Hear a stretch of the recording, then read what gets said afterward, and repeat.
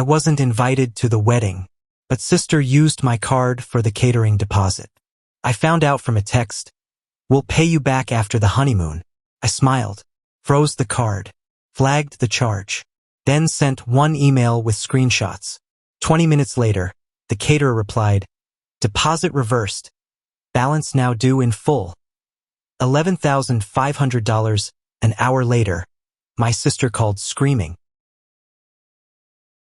My sister didn't invite me to her wedding. Not a text, not a phone call, not even one of those fake save the dates people send just for show. Nothing. She planned the whole thing like I didn't exist. And it wasn't a small wedding either. 148 people were invited. I saw the list later. Our cousins were on it. People she hadn't talked to since high school were on it. Her fiancé's former roommates were on it, but not her only brother. Ashley and I have never had a good relationship. That's not news. Even as kids, we fought over everything. Who got the front seat? Who touched his stuff? Who got praised more for doing the bare minimum? She always had this habit of acting like the universe owed her something. And somehow our parents played right into it. I was always the calm one. The one who kept my head down and didn't stir things up. Maybe that's why they thought they could get away with this. First, I thought maybe she'd reach out eventually. Maybe I'd get a last-minute invite or an awkward apology or some half-hearted attempt at damage control. Instead, I got a text message 4 days before the wedding. It said, "We'll pay you back after the honeymoon." That's it. No context, no name, just that. And I knew right away who it was from. I opened my banking app. $11,500 catering service charged to my card. I stared at the transaction, then at the message. She didn't even bother to ask. She just used my card like it was hers. Figured she'd deal with it later. Or maybe she assumed I'd just let it slide. I didn't. I froze the card immediately, took screenshots, reported the charge as unauthorized. Then I emailed the catering company and told them what happened. I included the proof. Told them the card holder never approved the transaction. They replied in 20 minutes. The deposit was canceled. Full amount refundable. That's when the phone calls started. First it was Ashley, then Mom, then Dad. They called nonstop for hours. I didn't answer a single one. I didn't owe them an explanation. Not after the way they let her walk all over me for years. The wedding was 3 days away. A big fancy reception hall, rented chairs, a live band, a massive guest list, and no food. I didn't feel bad. Not even a little. They hadn't even planned on seating me at a table. No one was waiting for me. No one cared if I was there. So now they had something else to worry about. Ashley got through to me the next morning. I'd ignored her the night before, but I guess part of me wanted to hear how she'd explain it. If she'd own it, apologize, something. She didn't. She started in like I'd set her house on fire, demanding to know why I sabotaged her wedding, accusing me of being vindictive and bitter and jealous. Jealous of her wedding, her life, her fiancé. She didn't ask why I froze the card. She didn't even deny using it without permission. She just acted like it was obvious that I should have gone along with it because it was her big day. Because we family. I waited for her to stop, then asked one question. Who gave her permission to use my card? She didn't answer, just tried to shift again. Said she was going to pay me back. Said it was always the plan. Said she figured I'd be fine with it since I wasn't helping out with anything else. That part made me laugh. Helping out like being cut off the guest list made me a bad brother and stealing from me was justified. She said I'd embarrassed her, that people were already finding out about the catering being pulled, that she might have to cancel the whole thing. I didn't say much after that, just told her if she wanted a caterer, she could find one who accepted I use. A few minutes after we hung up, my parents started calling. I didn't answer. They called again and again. Then my dad texted me, "Pick up. This is serious." So I did. I figured maybe they were going to talk sense into her. Nope. They launched right in. Said I'd overreacted. Said weddings were stressful. Said Ashley was under pressure. Said I should have come to them first instead of making a scene. When I reminded them that I wasn't even invited, they brushed it off like it didn't matter. Like being excluded from a family event wasn't worth getting upset over. Then Mom said it calmly like it was nothing. If you're going to behave this way, maybe it's best we wait on returning that kitchen money. I loaned them $12,000 last year to renovate the kitchen. They asked for help because their savings were tied up and I didn't think twice. I never brought it up again. Now it was being dangled over my head like a ransom. That flipped a switch in me. I didn't say much, just told them I'd take that as their official answer. Then I hung up. They didn't know it, but I had another favor lined up. I was planning to pay for 3 months of rent, $3,300 for Ashley and her fiancé to help them start off a little easier after the wedding. They never asked for that. I was just going to surprise them. Thought maybe, just maybe, that would be a small peace offering. Some gesture that said, despite everything, I still care. I tore the check in half, then into quarters, then into confetti. Let them figure it out on their own. 2 days before the wedding, it all started to unravel. Not just quietly behind the scenes, publicly. Word got out that the catering had pulled out. Ashley tried to control the damage, told people there was a minor vendor mix-up, that a new caterer was already lined up, but there wasn't one. She was scrambling and people could tell. Our cousin Jenny messaged me on Facebook that afternoon, said she heard something about a money issue, and asked if everything was okay. I didn't answer. She followed up saying she hoped Ashley and I could make peace. I left her on read. By evening, the family group chat exploded. People started asking questions. What happened with the food? Do they need help? Should we bring dishes? Ashley left the chat. 10 minutes later, my phone lit up with a series of block number calls. I didn't answer. Then she showed up. I was halfway through a sandwich and a rerun when the buzzer rang. I checked the monitor. Ashley standing there in full drama mode. Hair a mess, makeup smudged, phone in hand, pacing. I didn't open the door. I buzzed once to tell her to leave, then shut the intercom off. She buzzed again and again, then started yelling into the speaker that she just wanted to talk. Said she needed my help. Said I didn't understand how much pressure she was under. Said this wasn't fair. She used the word fair. I opened the window just enough to hear her clearly and told her she needed to leave. She looked up at me like I'd slapped her. Said she never meant to hurt me, that she'd only used the card because she knew I had the money. That I always had the money. Then she said something that really stuck. You wouldn't even have noticed if I hadn't texted. That was her logic. That if she hadn't told me, I should have just swallowed it. Like theft is okay if it's quiet. I told her she had 10 seconds to leave or I was calling the police. That shut her up. She stood there another minute, then walked off. No apology, no explanation, just left like she'd been wrong. The silence didn't last. At 10 p.m., my parents called again. I let it go to voicemail. Then Dad texted, "You're out of control. Pick up now." I picked up. It was both of them on speaker. Mom led with the guilt. Told me Ashley hadn't eaten all day, that she was emotionally wrecked, that she'd been crying non-stop. Said she had to lie to the guests and say I was sick, which made me laugh. Then Dad stepped in, said I was acting like a stranger, like someone who didn't care about family.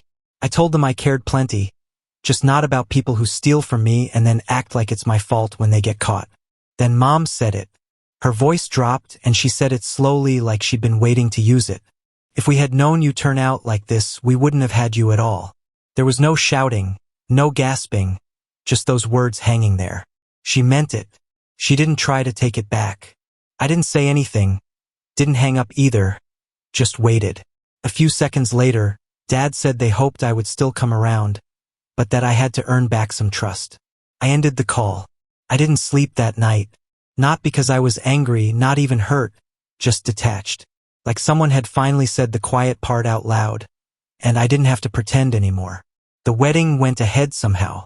They scraped together some low-budget food trucks set up last minute. Tacos and lemonade in plastic cups. Not exactly the elegant dinner for 148 guests they had planned, but Ashley played it off like it was intentional. On Instagram, she posted a carefully cropped photo of herself holding a bouquet in front of a barn wall. Captioned it, "Nothing went as planned, but everything was perfect. #grateful, #married. A few of the usual people commented with hearts and so beautiful, but most of the family stayed quiet. I figured that was the end of it. I got my refund, made my point, and planned to move on. Then 2 days later, an envelope showed up at my apartment. No return address, no postage, just slipped under the door. My name on the front in my mom's handwriting. Inside was a check for $12,000, the exact amount I'd loaned them for the kitchen renovation. It was folded around a yellow post-it note that said, "We don't want to owe you anything. No, thank you. No, we're sorry. Just a transaction." Like I was a bank they were closing the account with. I deposited it the same day. I thought that was the end of it. But then things started to twist in a direction I didn't see coming. A week passed. Then I got a handwritten letter in the mail from Aunt Diana, Ashley's godmother, the one who always sat in the corner at family parties talking about her cats. We weren't close, barely even exchanged greetings at Thanksgiving. Her letter was 2 pages long. She said she'd heard everything, that I did the right thing, that she knew for years the way Ashley and my parents treated me wasn't right, that she never said anything because it wasn't her place. But she wanted me to know now. She saw me. She called me a good man. Wrote that sometimes families get too used to someone being the quiet one, and they mistake that for weakness. I didn't expect it. I read it 3 times. The next surprise came a few days later. Ashley texted first just hey, then a longer one. "I know I messed up. I don't even know how we got here. I wish we could talk." There was no venom in it. No guilt trip. Just a kind of weird, tired honesty. I didn't respond. Not out of spite. I just didn't know what to say. Then Mom started. It was like a slow campaign. First a message with a picture of my old dog from when I was a kid. "Found this, made me think of you. Then I made your favorite soup tonight. Left some on the porch." Then a voicemail. She sounded like she'd aged 10 years. Said the house was quiet. Said she missed hearing my voice. Said she was sorry for how things went. But not once did she mention what she said to me on the phone. The one sentence I couldn't shake. The one she probably assumed I'd forget. And then came the weirdest moment of all. I got home from work one night, bags in hand, dead tired, and there they were, my parents, sitting on the concrete steps outside my building, like teenagers waiting to be picked up from a party. Mom stood up and tried to hug me. Dad looked like he was ready to read from a script. I didn't move. Mom said they just wanted to talk. Said they'd been thinking about everything. Said maybe they'd let things go too far. That families fight, but they don't stay broken. I said nothing. Just looked at them. Then she finally said it. I didn't mean what I said. David. That was the apology. Not I'm sorry. Just I didn't mean it. Like it was a bad joke she forgot she told. Like I was supposed to unhear it. I told them I wasn't ready. That maybe I'd never be. And I walked past them and shut the door behind me. They stayed outside for almost an hour. I watched through the peephole. Eventually they left. And that's when it clicked. None of this was about regret. It was about control. They weren't sorry for what they did. They were sorry it didn't work. They kept trying. A week later, Ashley sent a card. Not a text, not an email, a real card. Pink was silver cursive. Inside was a message written in black ink that looked like it had been erased and rewritten a few times. I know you probably hate me, and maybe I deserve it, but I wish things were different. I wish we were still close. I miss my brother. I stared at it for a while, then tossed it in a drawer with a letter from Aunt Diana. I didn't throw it out. I didn't reply either. That's when the campaign really ramped up. I started getting invited to things. A cousin's birthday party, a Sunday dinner, a church fundraiser. My name would be casually mentioned in group texts.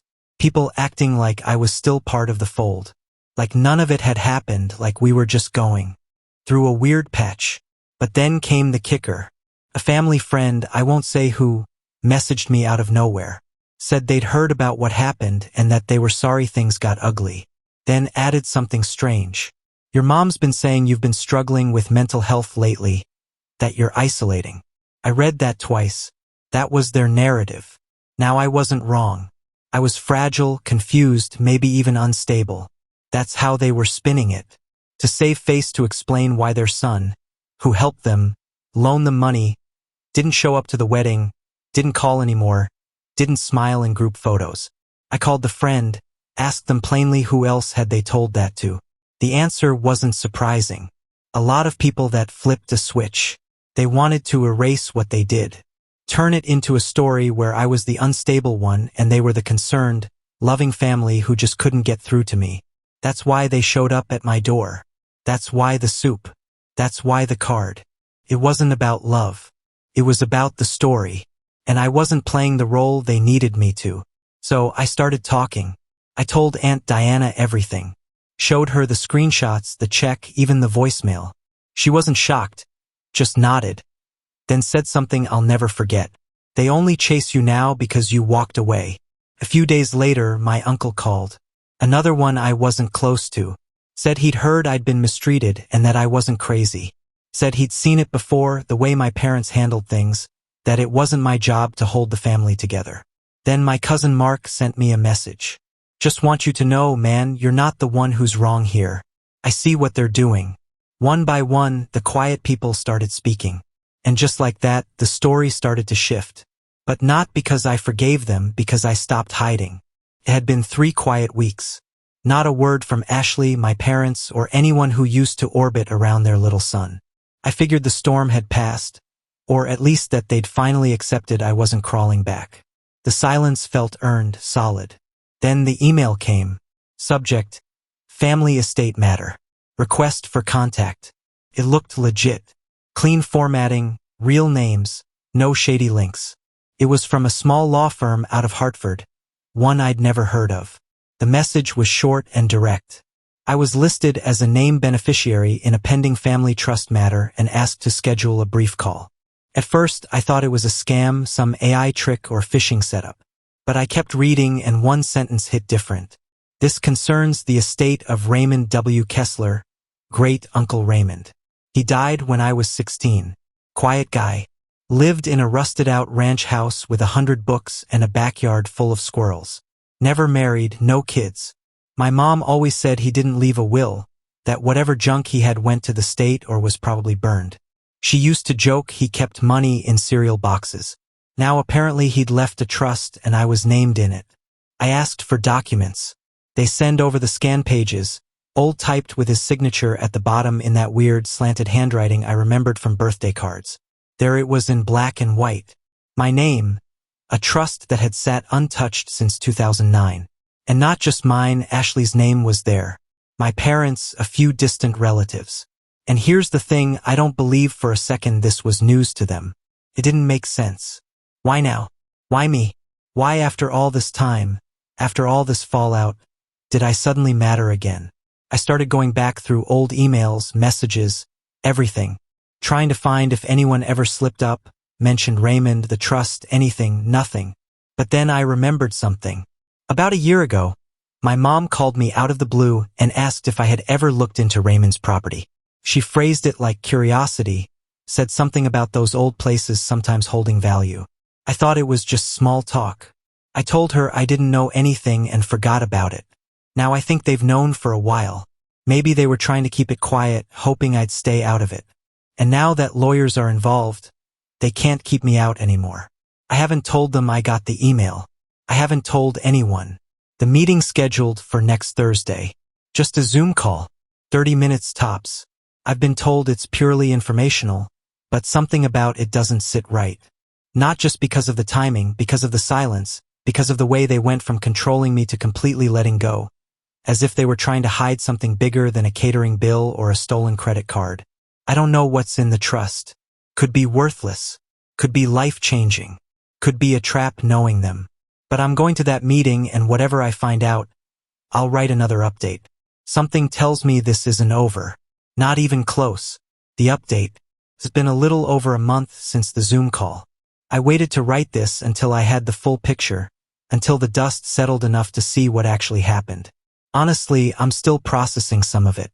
The meeting was short, just like they said. A lawyer in a small office, glasses too big for his face, opened by saying, "We were all named in the trust of Raymond W.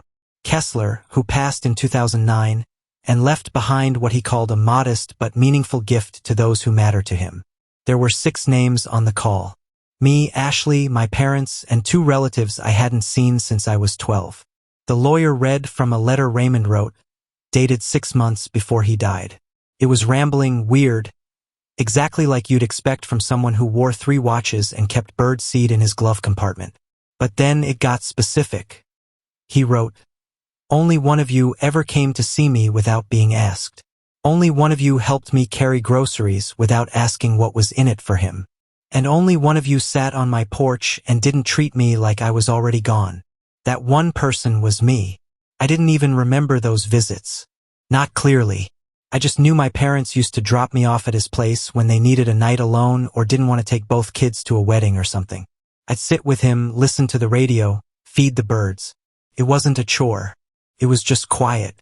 Turns out those hours meant everything to him. And that's why he left me everything.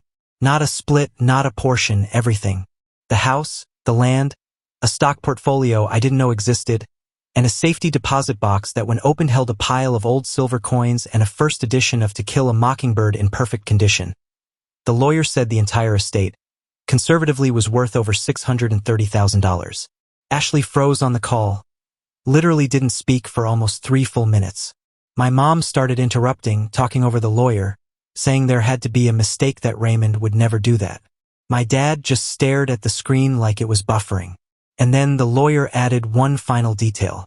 Raymond had left a letter for me separate from the trust. It was sent to my apartment a few days later. The letter was 2 pages long. In it, he wrote about how families fail each other sometimes, about how love is easy to fake but hard to prove, about how he'd spent his life being overlooked, and how the only person who ever seemed to see him without judgment was a kid who never asked for anything in return. He ended with this: "Spend it well, spend it quietly, but never forget what they did when they thought you had nothing." Since the call, my parents have tried reaching out twice.